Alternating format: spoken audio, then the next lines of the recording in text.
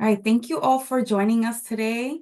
We are very excited to have you here with us and joining our Community of Practice series. Today, we're going to, our session is around uncovering root causes together. And our mission here at our GRAD Partnership is to partner with communities to use high-quality student success systems so that schools are empowered to graduate all students ready for the future. We are a consortium of 9 members, each with decades of experience working directly with schools, school districts, and state departments of education to help implement early warning, on-track, MTSS, attendance teams, college readiness, and other student support for school improvements systems. In today's session, you will gain proven tools and strategies to foster data-driven decision-making, insights on centering student experiences in your improvement work, practical approaches to designing, testing, and refining solutions, and a collaborative space to reflect, learn, and grow. Your facilitation team for today is my colleague, Andrea Cortez. We are both from Network for College Success. Andrea is a transformation coach, and I am Jasmine Furman, data strategist at NCS, and we're very excited to be with you today. We also want to connect with you. So in the chat, if you can go ahead and share your first name, location, and your organization, so where you're coming from, and if you can also be kind enough to rename your Zoom plate, you can go ahead and change that to your name and organization.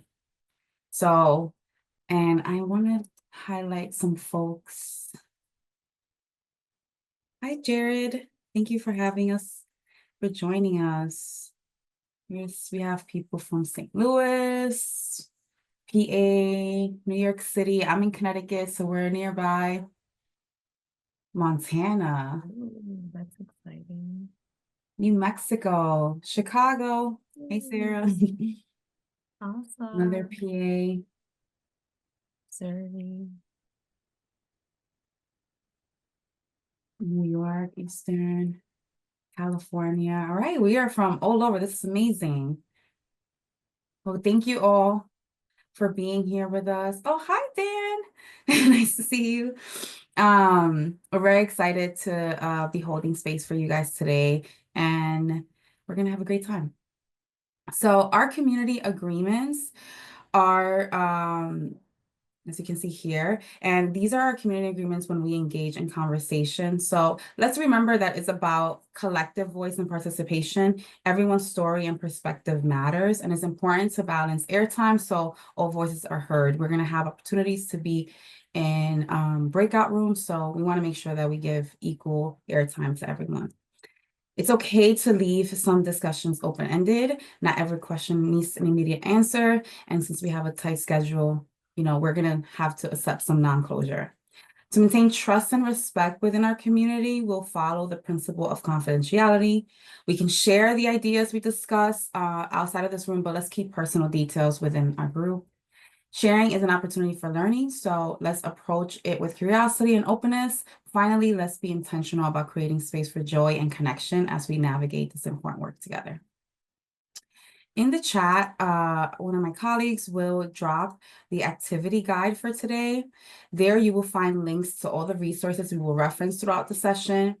At the bottom of the activity guide under resources, there's a link to the Student Success Team Reflection and Action Planning Tool. It's a really long name, but it is designed to support success teams in operating and continually improving their student success systems. It contains a plethora of protocols and resources to support your work with teams. This is our learning arc for the year. We, excuse me, for the year. In January, we discussed setting the stage for data conversations and had the chance to practice the Atlas protocol. So thank you for everyone who joined us for that session. If you missed the session, you can find the recording on our website, which should also be linked in the activity guide. Today, we will focus on uncovering root causes together, where we will discuss how to identify, develop, and implement strategic actions and supports to address root causes. In March, we will focus on designing strategic student-centered actions, and in April, we will do some reflection to refine and sustain success. So moving beyond symptoms to meaningful action. We are GRAD Partnership in collaboration with all the organizations in this community developed this what we call the student success system. There are four essential components to high quality student success systems. The first, they're not really in like chronological order, but supportive relationship, holistic, real, actionable data, and adaptive analysis response and improvement system, and a shared set of student-centered mindsets. These all four pillars really reside within the conditions that enable all students to thrive. So a few of these conditions that we want to think about when we are thinking of implementing these two pillars are making sure teams have sacred time to meet, have access to data that they need, so making sure that every team can access data frequently, having norms that support the conversations and the work, and having support to do this work from admin. So these are kind of the conditions that we want to have in place so that we can really do the student success system well. The component we will focus on today is student-centered mindsets.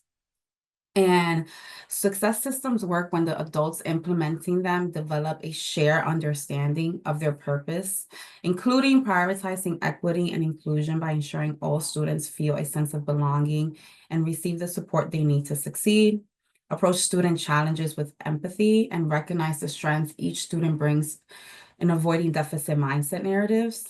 Be proactive rather than reactive. So using data to anticipate challenges and collaborate as a community to drive continuous improvement. And finally, to believe in the agency of educators and students, maintaining high expectations for all and fostering an environment where good outcomes are possible for everyone. So we all want to believe that we and our students will have the agency to create not only the outcomes, but the community that we all want to be part of. A great way to foster the environment that we want to create is to get to the root of it. And so when we are thinking of centering our students, we want to make sure that when we bringing their voices and thinking about their holistic experience, that we're really getting to the problem at its core. And so a root cause analysis is a process for questioning assumptions when interpreting data. We are very used to having a lot of data, but this is pushing us to go deeper. Educators often develop action plans really quickly due to time constraints and a desire to act. So without fully understanding the problem, these plans may not address the root cause.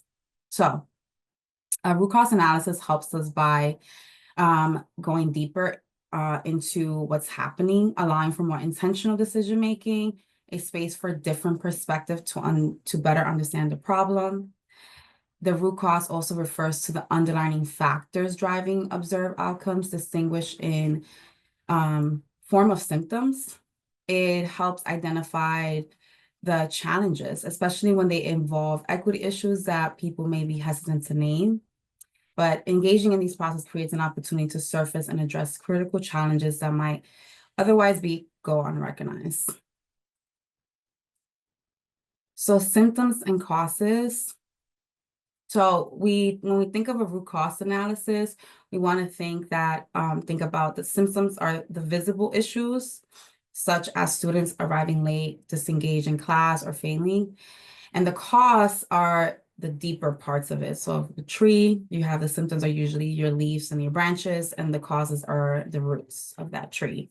And the causes are the deeper underlying factors that lead to those symptoms. So for the example of students who are arriving late or disengaged in class, a cause could be such as transportation barriers, unwelcoming school environments, or lack of culturally relevant curriculum.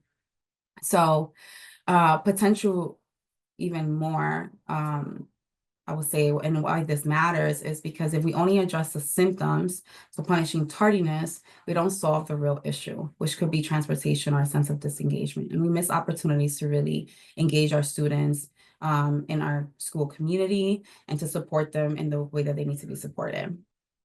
So acting on symptoms leads to short-term, really surface level fixes that don't create meaningful change. while addressing root causes leads to sustainable, effective solutions that prevent problems from occurring.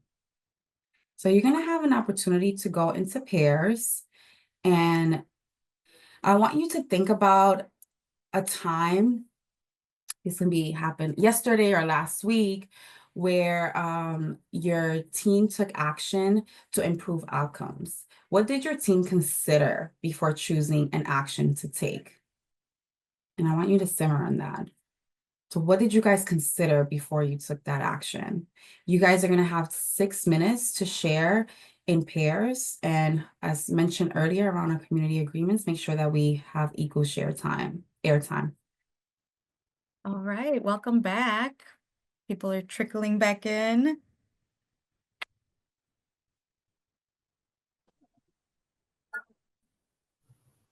Hope you are having some fruitful conversations with your colleagues. Hey, Dan, nice to see you. Nice to see some other familiar faces from last time as well. Awesome. Well, as we're coming back in, I want to elicit the voice of you all because I'm curious to know what you talked about in your breakout rooms. So I would love to hear from 1 or 2 participants about an action your team took to improve outcomes and what your team considered before choosing an action to take. So feel free to unmute and share.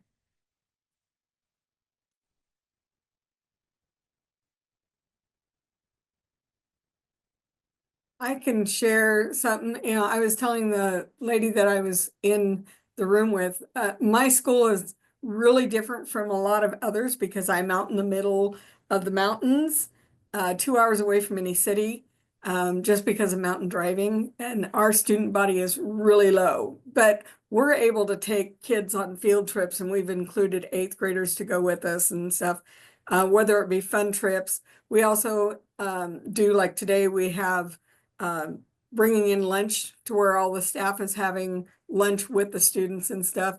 But I was sharing with her, I also work in a larger school district in the Valley. I'm in California, in the Valley, that they do lunchtime things, special activities, including teachers and stuff, where, the teachers will bring out their lawn chairs on the lawn, or they do something fun, along the way during lunch, and really include that teacher and staff things just to make it more personal to the kids, and the teachers really get to know them. So, been a part of those. Great to hear about the impact that your actions took as a team. And I'm sure that you and your team did a lot of work in trying to figure out or uncover what would be the right action to take. I also want to, can you go to the next slide, Jez? When thinking about uncovering root causes, what leads to these causes and these symptoms is complex. And as educators, we sometimes fall into these pitfalls. And so I wanted to be able to name them so that we could be able to work through them in our time together. So there are 3 that we identified as common ones that we see. Adults, sometimes when they're looking at data, when they're looking at problems of practice, you go to things that are outside of your locus of control as an educator. Another thing that often happens that we see is that we jump to solutions too quickly. We don't take the time to fully understand what is happening, and sometimes we operate out of assumptions in deciding what actions to take. We also see that a lot of the times our conversations are adult-centered. Our team meeting spaces are adult-centered. How we discuss these problems of practice are typically with adult. And because of that, it misses the opportunity to collaborate with our students. But don't worry, we've got you covered. So I also just wanted to, in the chat, for you all to share, what are some other common pitfalls you have noticed when working to identify root causes? What are some common pitfalls that your teams fall into, that you may fall into? So please take a moment to share in the chat.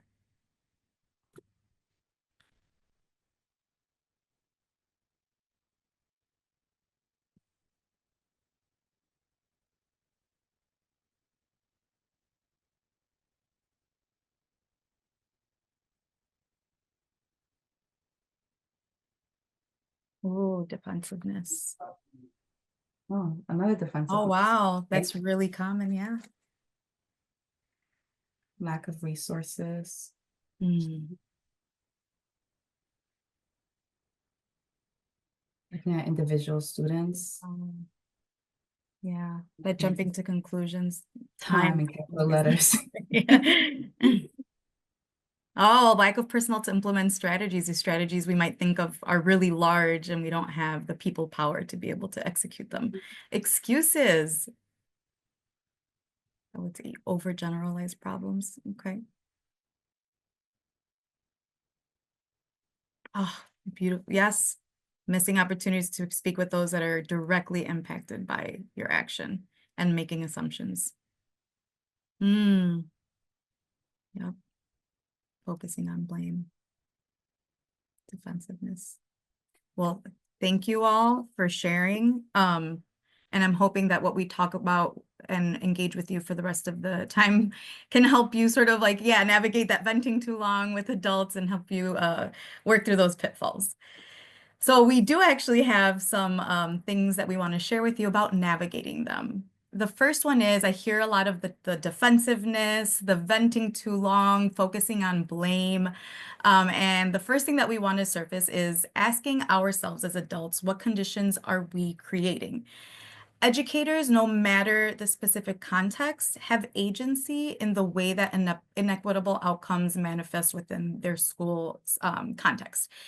Our agency is within our belief systems, how we interact with our colleagues, how we engage in conversation, things that are within our sphere of influence. And so by activating this first, what conditions are we creating mentality is that we don't want to put the blame onto students, communities, families for the problems that are emerging in our educational system.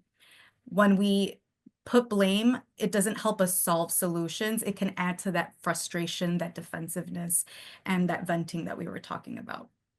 The second way to navigate some of these pitfalls that we've named is to slow down. As educators, we're making so many decisions in a day, and we have become accustomed to just moving too quickly. But if we slow down our cognition and our processing, that's when we're able to dig a little bit under the surface, see things that we didn't necessarily see them in different ways as, you know, in the past. And then the third thing that we want to share in navigating pitfalls is the idea that those that are closest to the problem are closest to the solutions. I saw someone in the chat name that is that we're not talking to the people who are directly impacted by our actions. And so those are the students. So by working directly with our students and those that are affected by our practice, our students, we are able to come to more impactful transformation in our navigating these root causes. So that takes us to student collaboration. What is the impact of student collaboration? What does it look like? When we collaborate with students, we are able to approach things in a more holistic way. Adults are better able to understand the student experience when collaborating with students instead of making assumptions, thinking about things in our adult brain. Teenagers are in a different developmental space. And so working with them helps us understand what they're experiencing better. It reveals what's working with them and not working with them in current systems. It ensures that their student perspective, needs, and priorities are part of the process and that solution. It creates that holistic improvement that we want to see. And it helps you deepen your relationship with students. When you collaborate with them, it sends the message to them that, hey, you're making me think this and therefore act differently. I see you, I'm listening to you, and I want you to be part of this process to make your experience better. Now, not all student collaboration is the same. Here we're sharing a continuum from Californians for Justice, which we will drop you can find the link in your activity guide. And I want to give you a moment to open up the link or read it on the screen, whichever is easier for you. And this student voice continuum sort of goes through different stances of student collaboration, student power, and what the impact of those are. So take a moment and familiarize yourselves with the continuum.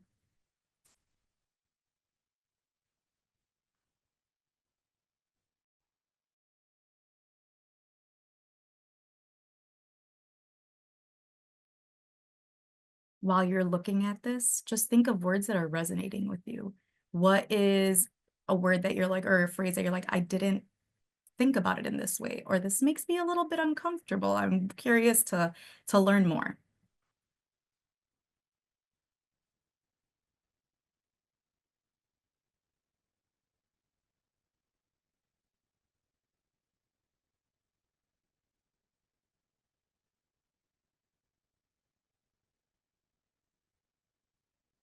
So with this continuum, I just want to, yes, I love the inclusion of our Black Indigenous youth of color, which many of us are, our schools are primarily serving. And so it's important to think when we're thinking about who are the most directly impacted by our actions to surface those students and name it. And then with a continuum, it's a continuum. There's no one right place to be in all the time. You know, sometimes it's necessary to stay in the inform and in the consult side. And you know, that's okay. You can move back and forth, but I just want to name that the deepest relationships and the most sustainable and impactful transformation happens towards the right side of the continuum. Also, student collaboration is not static. You're going to be moving back and forth depending on the situation. Again, we want to take into consideration developmental appropriateness of situations. So if it's something that, you know, is a little bit out of the developmental area for young people, it might not be the best place to share ownership with them.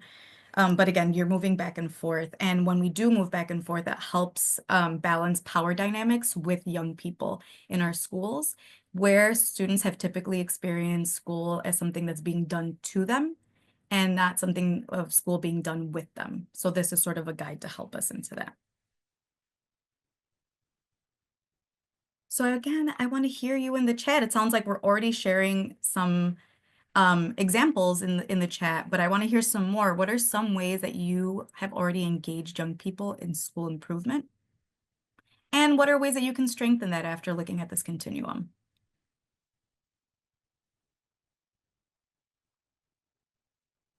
You can find the continuum in the activity guide, but we can share it again.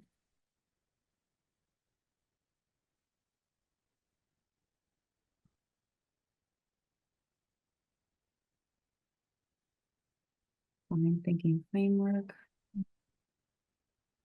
Student voice programs.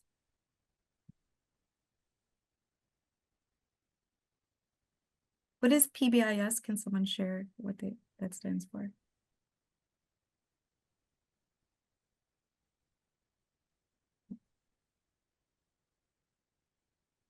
Student councils, yeah, that's definitely a way that we've seen young people's voices engaged. Positive behavior intervention and support. Focus groups. Yeah, I'm seeing a lot of the things and examples that you all are sharing live on the different spectrum of, or different parts of the spectrum of student voice.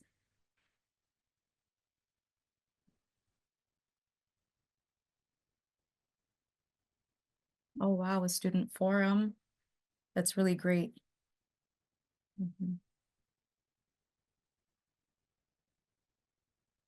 Polling students about what their interests are, what they would like to see. Does anyone have any examples of things that are towards the right side of the continuum, like letting youth lead, including them in decision making?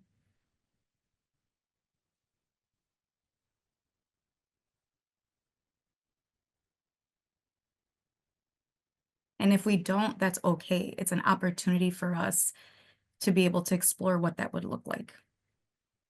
Now, earlier, Jasmine was talking about root causes, and then we were talking about collaboration. And right now, I want to talk about how we can fuse those root causes and the student collaboration together.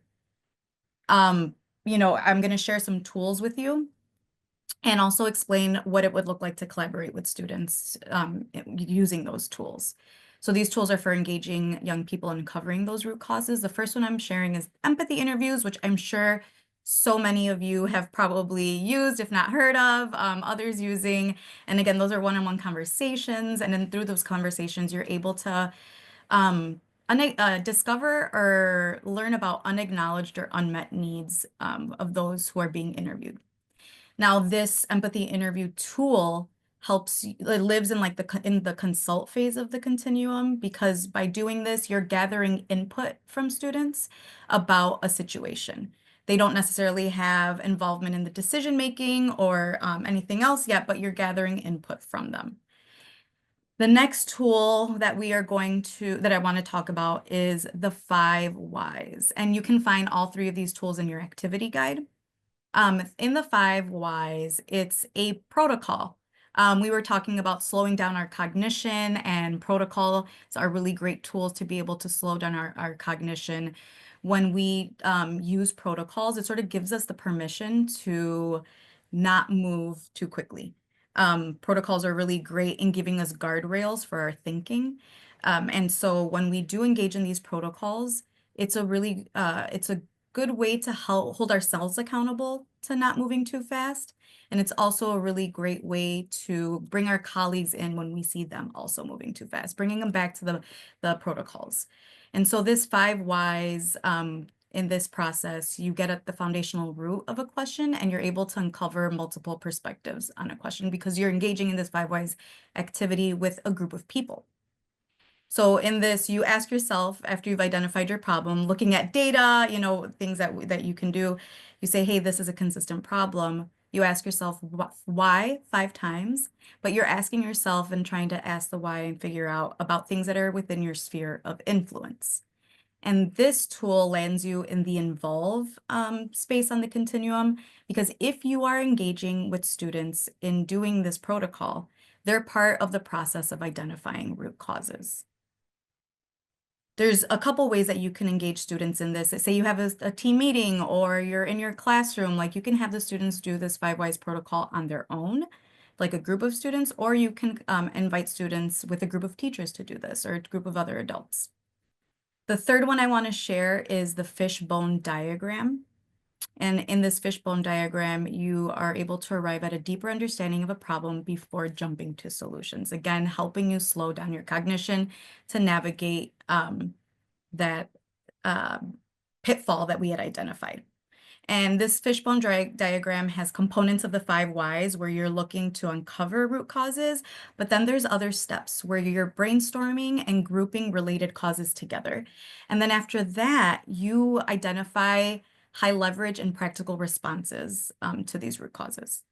And this lands you in the more collaborate phase because students are part of identifying what those practical responses and high leverage responses are. Again, with the fishbone diagram, you could do this, have a group of students do this on their own, or you could collaborate with them with other adults in doing this. Also, these 3 tools, they can be scaffolded. You don't have to only choose one. If you are just starting to work with a group of students and you don't know them very well, it might be a good place to start with empathy interviews to build that relationship. And then the more you deepen it, you can engage in the 5 whys and then in the fishbone diagram. All of these 3 things, I want to also make a special note that if these are more impactful when you collaborate with the students who are most impacted by the issue that you're trying to solve. So often when we think about student voice and student involvement, like the school councils that people had mentioned, those students that go to gravitate to participate in those things are students who we often hear their voices a lot, and we want to hear the voices, but we also want to bring in the voices of students who might not necessarily have the opportunity. Again, we were talking about balancing power in schools. So by collaborating with students who are directly impacted by issues, we begin to balance that those power dynamics. So we're going to send you in another peer group. You heard a lot about student voice continuum, as well as these tools. So in thinking about all of that you heard, what's something you can do in the next week to tap into student wisdom about a problem you're trying to solve? So Evelyn is going to send you back into those breakout rooms, and I'm excited to hear about what you all talk about when you come back. I love incorporating breakout groups into these communities of practice, because like we saw earlier at the beginning, you all are all over the country and there's so many great things that are happening in all of your places. And so to be able to come together and talk to each other, hear and learn from each other, we're spreading the good ideas, all East Coast to West Coast, North to South. So thank you all for engaging. I want to elicit your voice and I want to hear and continue the conversation and to hear what you all were talking about in your breakout groups. Something that you're planning on doing in the next week to tap into student wisdom, to solve a problem that you have in your school context. So please come off mute, share. I want to hear what you all have to say. What are some of the things you talked about?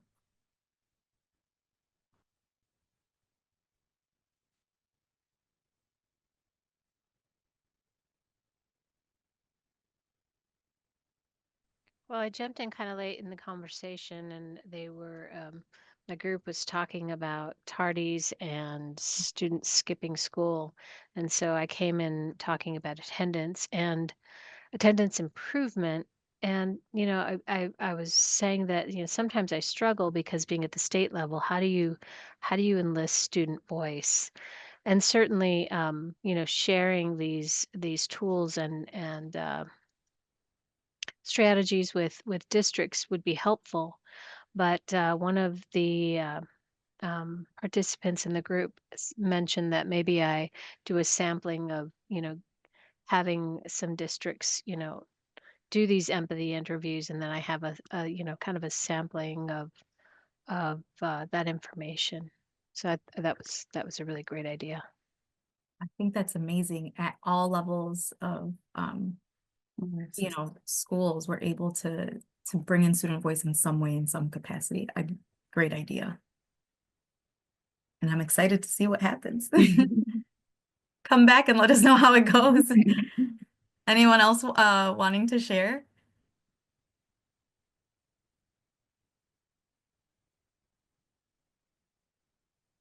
I can hop in, Andrea. Hey everybody, Geneva Sloan from School District of Philadelphia.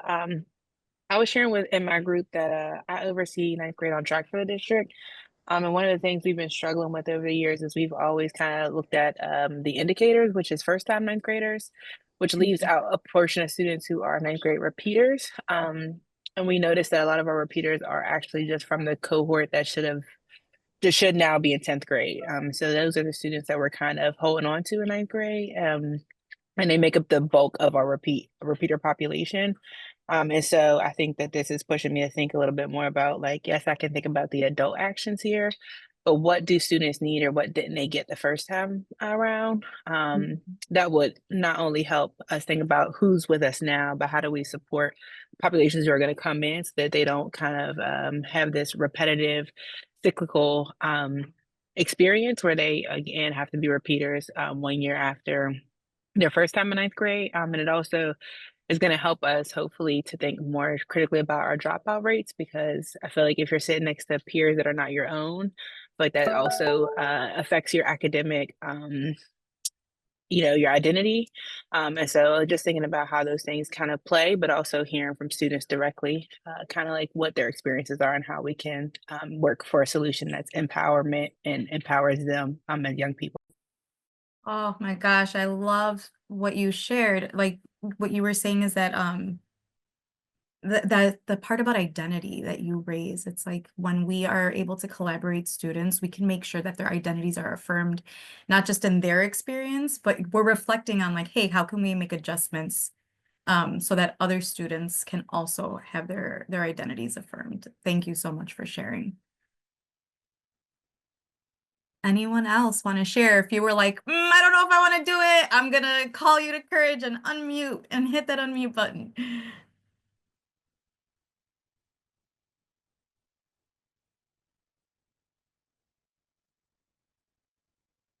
Good morning. I will say,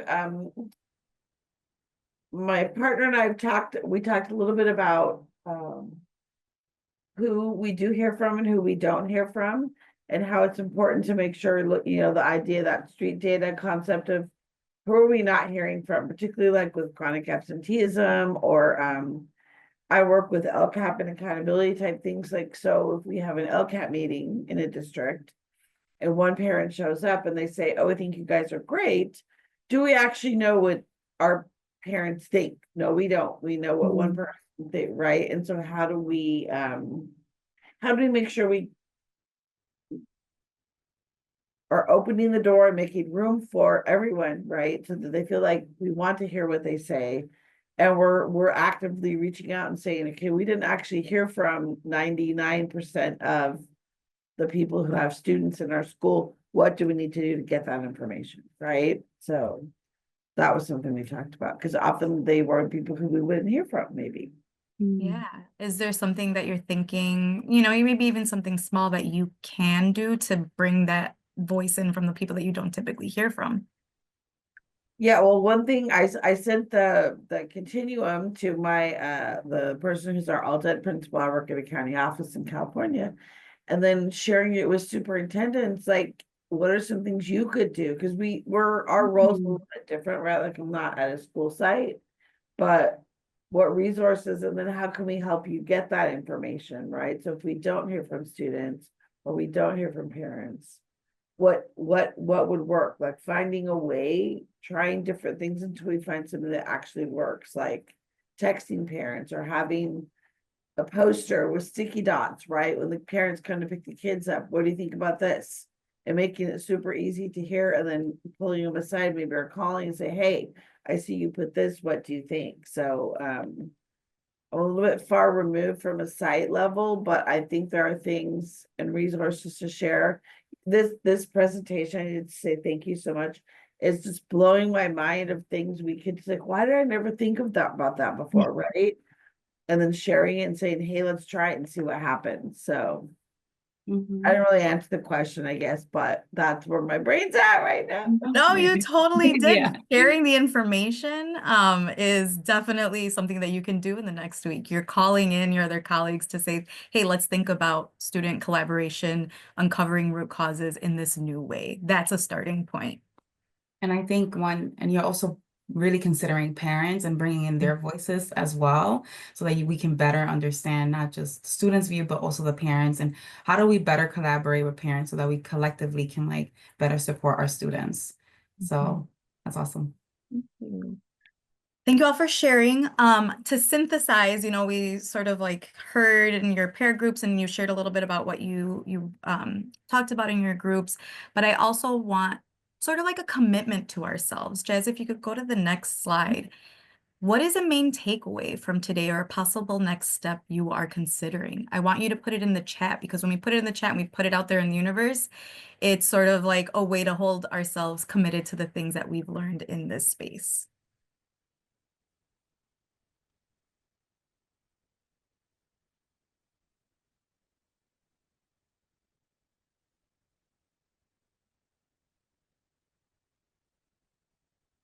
Mm.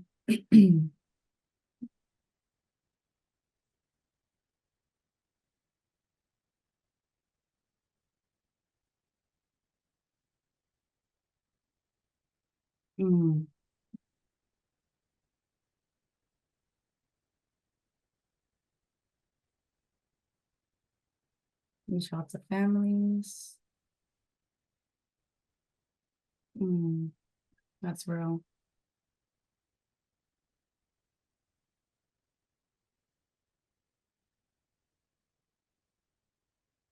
Yes, I agree with that. We should definitely work together. Oh, I love this. The continuum as a reflection tool. Allow our protocols. And yeah. When am I living into more of the right side of the continuum?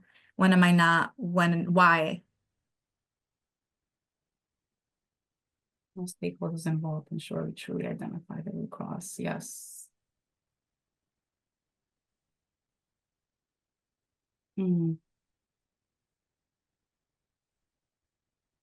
Absolutely. I'm looking at the time, Jazz. Yeah, so 3 thank minutes you. left. I'm just like, I You can get keep in the them chat. coming. We'll still take that. Before we send you off, we just wanted to have you also some considerations and tips and things that you can kind of ask yourself.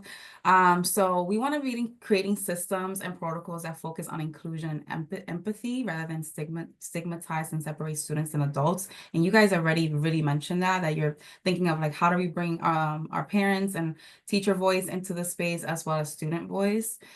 And we want to continue to promote educator and student agency. I feel like as when we continue to collaborate and really, talk to students and bring in that additional data, is going to give us more power and empower us to really know that we have the power to change things. And it's going to strengthen the actions that we take. It's going to give us more asset-based, proactive, and preventative ways of being.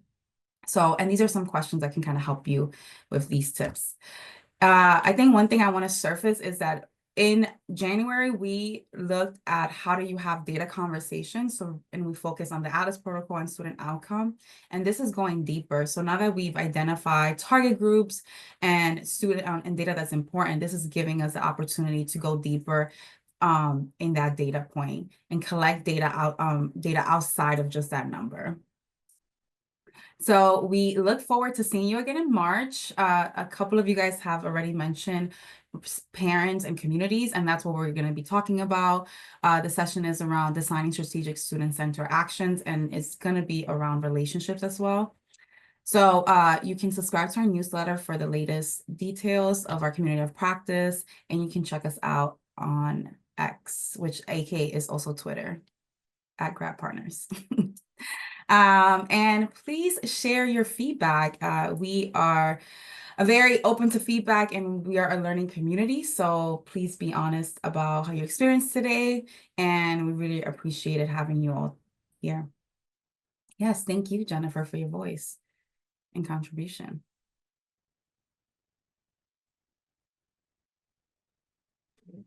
Thank you so much.